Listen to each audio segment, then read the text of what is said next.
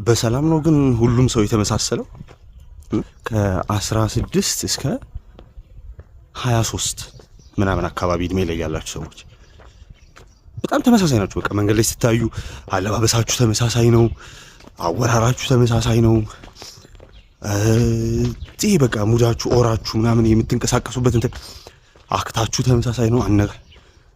አይደንቲቲ የሚባል ነገር ሰው እያጣ ነው።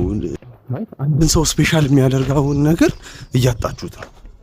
ሰው እንዴት ካለ ከፀጉር ቁርጥ አንግል ትመሳሰላላችሁ? ትሬንድ መከተል እኮ በእኛ ጊዜም ነበረ። እንግዲህ ትሬንድ ተከትለናል፣ አለባበስ ምናምን ሃይ ስኩል ዩኒቨርሲቲ ምናምን እያለን። ግን እንዴት አንድ ሙሉ ጀነሬሽን ይመሳሰላል? ባይዘው ይሄ ተመሳሰላችሁ የሆነ ሰዓት ላይ በአስተሳሰብ ራሱ የመንጋ አስተሳሰብ ውስጥ ገባላችሁ።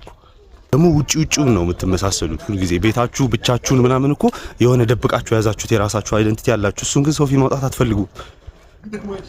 ውጪ ስትወጡ አንድ ላይ ከመንጋጋ የሆነ የመጀመሪያ መሆን ፋራነት እየሆነ ነው ዲስ ዴይስ። በጣም ኮምፕሊትሊ ተቃራኒ ማለት ነው። እኔ እስከማስታውሰው ድረስ የሆነ ነገር ላይ አይስ ብሬከር መሆን ጀማሪ መሆን ምናምን በጣም በቃ አሪፍ ነገር ምናምን ነበር እንግዲህ እኔ እስከማስታውሰው ድረስ። ራስን መሆን መፈራት ከተጀመረ እኮ በጣም ከባድ ነው። በቃ ማለት እንደ ጀነሬሽን ምናምን የሆነ ልሽቅ ነው የምንለው። ይሄ ከባድ ፈውል ነው፣ ትጎዱበታላችሁ። በኋላ ላይ አይደንቲቲያችሁን አታችሁ ትልቅ ሰው ስትሆኑ ቤተሰብ ወላጅ መሆን ያቅታችኋል። ስራ ላይ ቁም ነገረኛ መሆን ያቅታችኋል ምናምን ከባድ ነው።